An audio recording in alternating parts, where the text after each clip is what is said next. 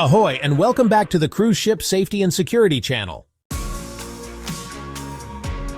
You've now reached rule number 8 in our essential series on the COLREGs, and this one's a biggie. Rule 8 is part of the Steering and Sailing Rules section, and it focuses on what to do and how to do it when a collision risk is present. So sharpen that pencil and let's get started. Rule 8 is crucial for ensuring safety at sea.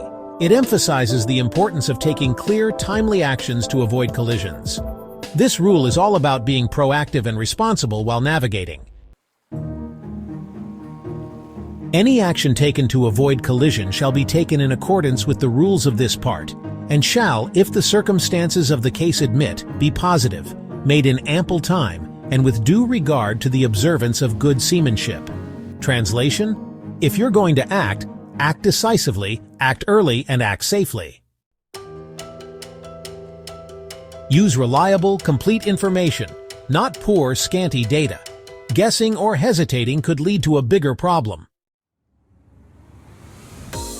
Any alteration of course and/or speed to avoid collision shall, if the circumstances admit, be large enough to be readily apparent. A succession of small alterations should be avoided.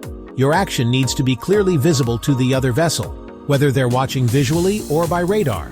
Don't make a series of tiny turns or throttle nudges. Do make a bold, safe adjustment they can't miss. Imagine walking on a pavement and a car is coming straight at you. If they just tap the brakes, you don't feel safe. But if they swerve hard back onto the road, that's when you feel relieved. Same applies on the water. Now, let's dive into a few more essential rules to keep in mind while navigating at sea. If there is sufficient sea room, alteration of course alone may be the most effective action, provided it is substantial, timely, and doesn't create another close-quarter situation. A well-timed course change can solve the problem, if you're in open, hazard-free water. But here's the warning: don't avoid one collision by steering straight into another. If you're about to rear-end someone in traffic, you wouldn't just veer into oncoming cars. Same goes at sea. Think ahead. Action taken shall result in passing at a safe distance. Effectiveness shall be checked until the other vessel is finally passed and clear. Avoiding the collision is just the start. Monitor the situation until the danger has truly passed. Don't relax just because you changed course.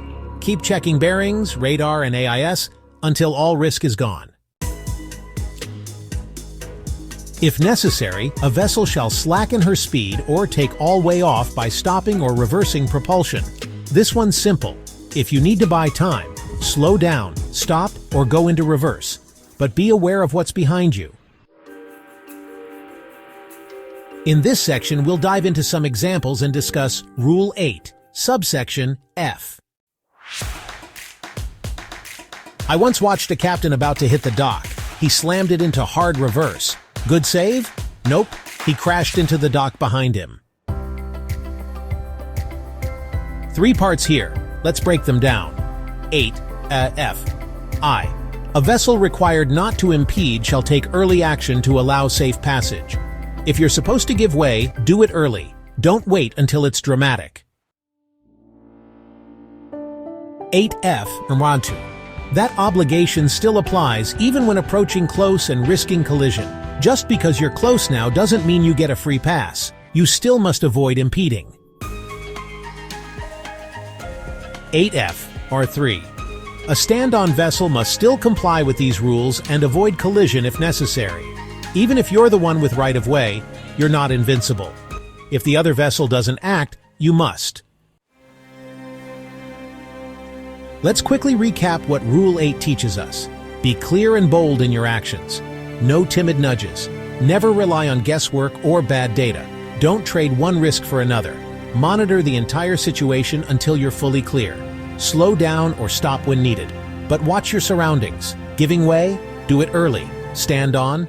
Be ready to act if the other vessel doesn't. This rule, along with Rule 7, is heavily tested in exams. Write in your notes. Action must be timely, positive, and substantial, using good seamanship and creating a safe passing distance. Well done for making it to the end of Rule 8. You're building real momentum now. The entire purpose of the COLREGs is to prevent collisions at sea, and this rule is the heart of that mission. Go back, review your notes, and I'll see you in the next video where we dive into Rule 9. Until then, stay alert, stay smart, and steer safe.